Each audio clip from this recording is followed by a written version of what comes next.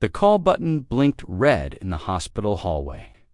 Christmas Eve, 11:47 p.m., and Amara Washington was 3 hours past the end of her shift.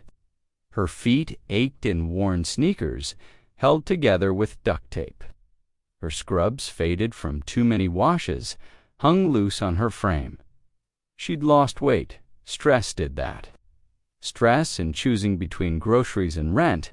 She pressed the button on room 308. The man inside was new. Admitted 2 hours ago, no insurance, no family, no one to sign his forms. Just a name on a chart. David Cole, mid-60s, chest pain, possible cardiac event. The attending physician had already written him off as another uninsured burden on the system. Amara had heard him say it. Probably homeless. Probably drugs. We'll stabilize him and send him to county. But when Amara walked into that room, she didn't see a burden. She saw her father. Not literally. Her father had died 5 years ago in a room just like this one, alone because she'd been working a double shift at another hospital. She'd spent every day since trying to make up for it. One patient at a time. One moment of dignity at a time. David Cole looked terrified. His eyes darted around the room like a trapped animal. His hands trembled as he clutched the thin hospital blanket. "Please," he whispered. "I can't afford this. I shouldn't be here. I need to leave." Amara pulled up a chair. She wasn't supposed to sit. Nurses didn't have time to sit. But she sat anyway. "Mr. Cole, you had a cardiac episode. You need to be monitored. We're not going anywhere until you're stable. You don't understand. I have no money, no insurance. They're going to bill me for thousands of dollars I don't have. I'd rather die at home than die in debt." His voice cracked. "I've already lost everything. My house, my savings, my wife's medical bills, took it all before she passed. I live in my car now. This hospital stay will destroy what little I have left." Amara's heart shattered. She'd seen this story 100 times. Good people, hard-working people, crushed by a system that treated healthcare like a luxury. She thought about her own stack of unpaid bills at home, her daughter Zara's school fees, the eviction notice she'd shoved in a drawer because she couldn't bear to look at it. "Mr. Cole, let me worry about the bills. You worry about getting better." She adjusted his checked his vitals, made sure he was comfortable. Then she did something she'd never done before. She walked to the billing department.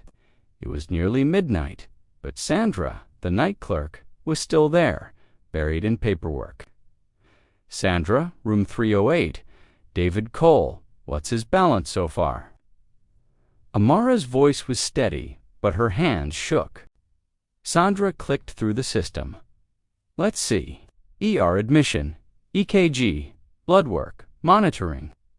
Currently sitting at $2,400. And climbing $2,400.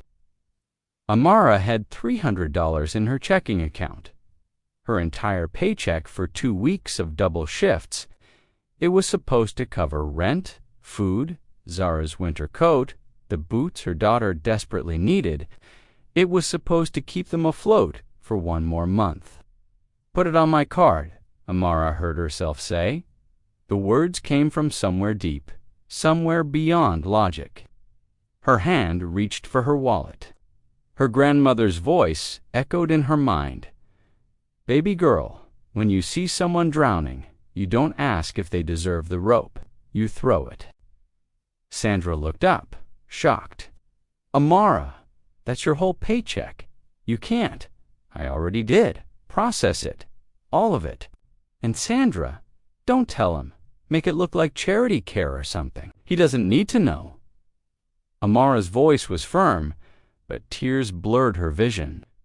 She'd just made the most reckless, most financially devastating decision of her life, and somehow it felt like the only choice that mattered. She walked back to room 308. David was sleeping now, his breathing steadier, his face peaceful. She stood in the doorway and whispered, "Merry Christmas, Mr. Cole. You're worth saving." Then she went to the staff locker room and cried. She cried for her father, for David, for herself, for every person who had to choose between health and survival. When she finally stopped, she washed her face, straightened her scrubs, and went back to work. She still had 4 more patients to check on before her shift truly ended.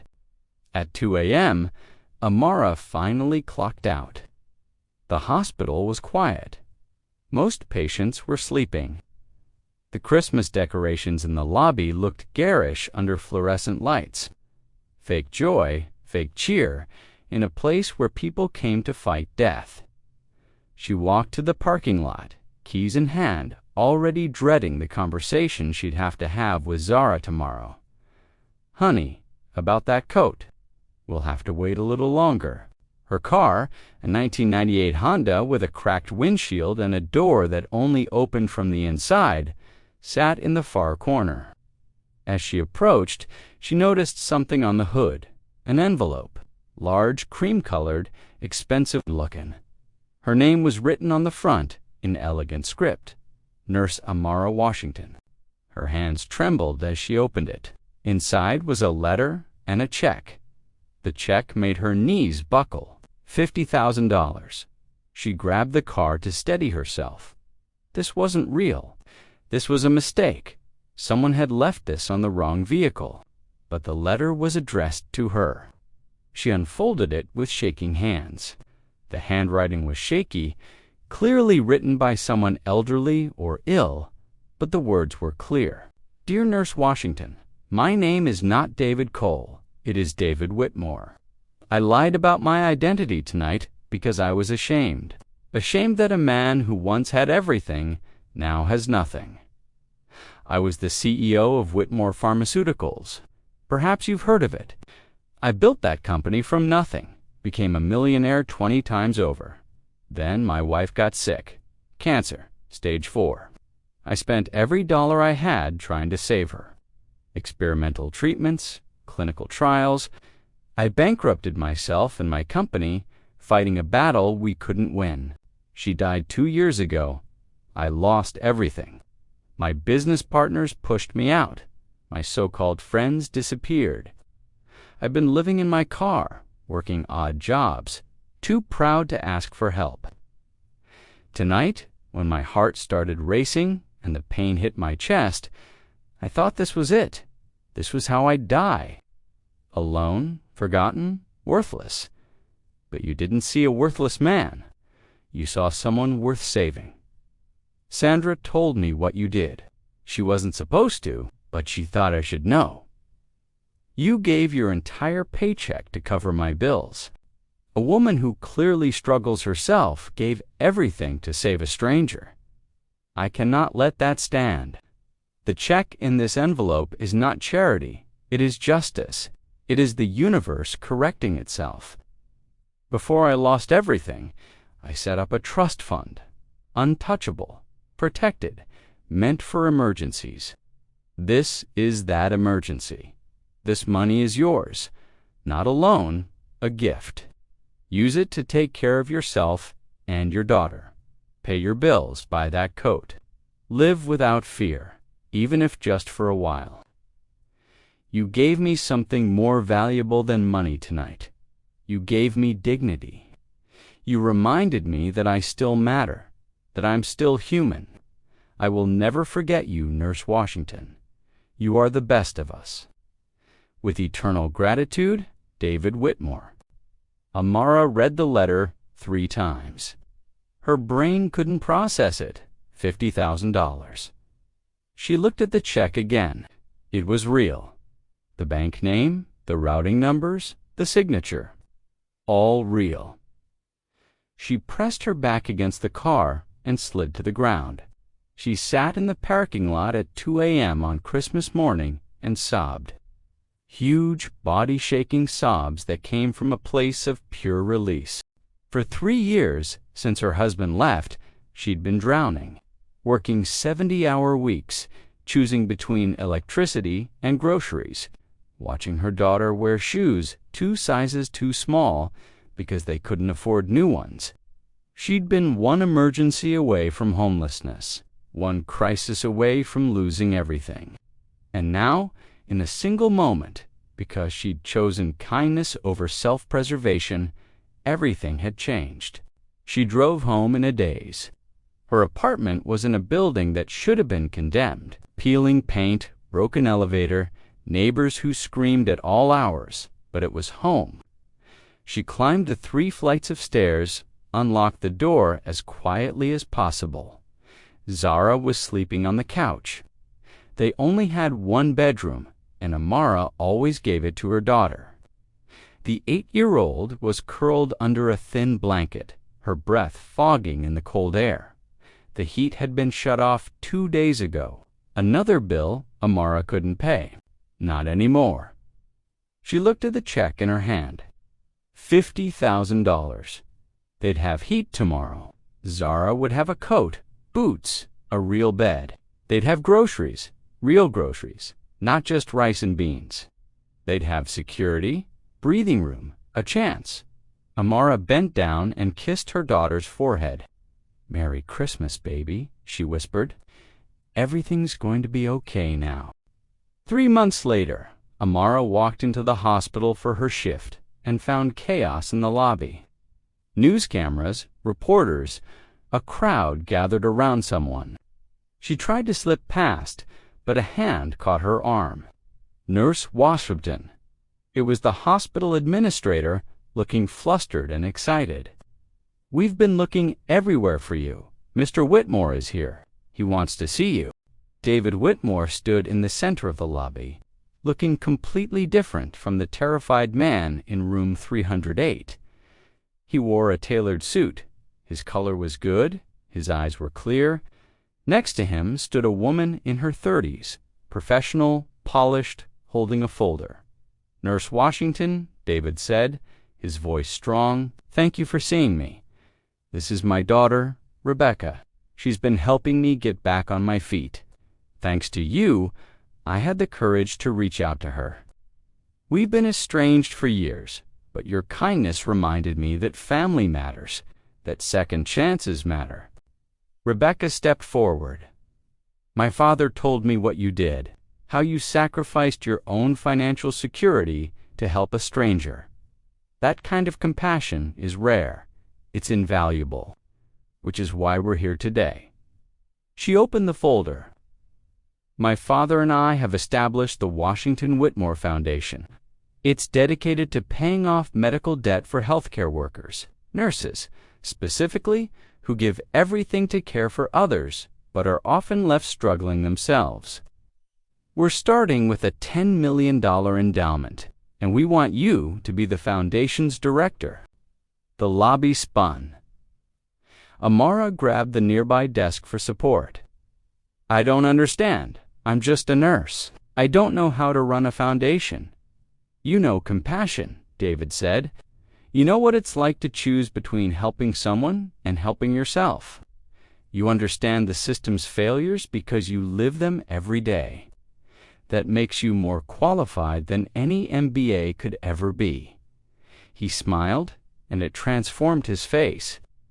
"Besides, we're offering a salary of $150,000 a year, full benefits.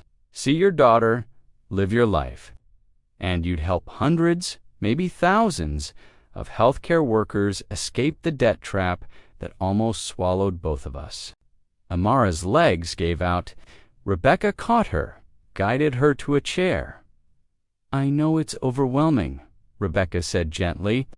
"Take your time, but we need an answer soon. We want to start changing lives immediately."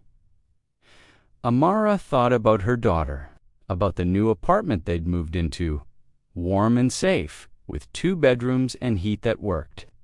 She thought about the coat Zara wore now, bright red and puffy, how her daughter's face had lit up when she tried it on. She thought about the groceries in their fridge, the bills stamped paid, the exhale she'd finally been able to take. She thought about every nurse she knew, working doubles, skipping meals, choosing between gas and food, sacrificing their own health to heal others. She thought about the system that chewed up caregivers and spit them out, broke and exhausted. And she thought about her grandmother's words. When you see someone drowning, you throw the rope. Yes, Amara said. Yes, I'll do it. When do I start? 2 years later, the Washington Whitmore Foundation had paid off $17 million in medical debt for over 2,000 healthcare workers. Amara ran the organization from a small office downtown, working with a team of 6. They vetted applications, processed payments, and followed up with recipients to ensure the money made a real difference. Every week, Amara read letters from nurses who could finally breathe, who could afford their children's education, who didn't have to choose between rent and health care. Each letter reminded her of that Christmas Eve, when she'd made an impossible choice that changed everything. David Whitmore visited the office monthly. His health had stabilized. He and Rebecca had rebuilt their relationship. He'd even started consulting for pharmaceutical companies again, using his expertise to help negotiate lower drug prices for low-income patients. You saved my life, he told Amara during one visit. Not just physically, you saved my soul. You reminded me that wealth isn't about what you have. It's about what you give. Amara thought about that night often, how terrified she'd been, handing over her debit card, how certain she'd been that she was making a catastrophic mistake, how wrong she'd been. The $300 she'd given away had returned to her 1,000-fold, not just in money, though that had been life-changing, but in purpose. In knowing that her choice to see David's humanity, to value his dignity over financial logic, had created ripples that kept expanding. She thought about all the lives touched by the foundation. The emergency room doctor in Ohio who'd been sued for malpractice and bankrupted by legal fees, now debt-free and back to practicing medicine. The pediatric nurse in Texas who'd been living in her car, now housed and stable. The respiratory therapist in Florida whose student loans had been crushing him for 20 years, now free to actually save money for the first time in his adult life. Every story was a miracle. Every life changed was a testament to the power of one moment, one choice, one act of irrational kindness. On the anniversary of that Christmas Eve, Amara returned to the hospital. She wasn't working there anymore, but she'd arranged to meet David in the lobby. They walked together to room 308. It was empty now, waiting for the next patient, the next crisis, the next chance for someone to choose compassion. "Do you ever regret it?" David asked. "Giving away your paycheck that night? Even knowing how it turned out, do you ever think about how reckless it was?" Amara smiled. Every day, and every day, I'd make the same choice. Because the opposite of reckless isn't cautious. Mr. Whitmore, it's heartless, and I'd rather be reckless. They stood in that room where a lonely, terrified man had been given dignity by a struggling nurse who had nothing to give except everything. And they understood what most people never learn, that the true measure of wealth isn't in bank accounts or stock portfolios. It's in the lives you touch, the burdens you lift, the hope you restore in someone who thought hope was dead. "Thank you," David said quietly, "for seeing me when I was invisible." "Thank you," Amara replied, "for reminding me why I became a nurse, to heal not just bodies, but hearts, starting with my own." Outside, snow began to fall. Inside room 308, two people stood in comfortable silence, forever bound by a moment of grace that proved kindness isn't weakness. It's the most powerful force in the universe. It costs nothing, but it's worth everything.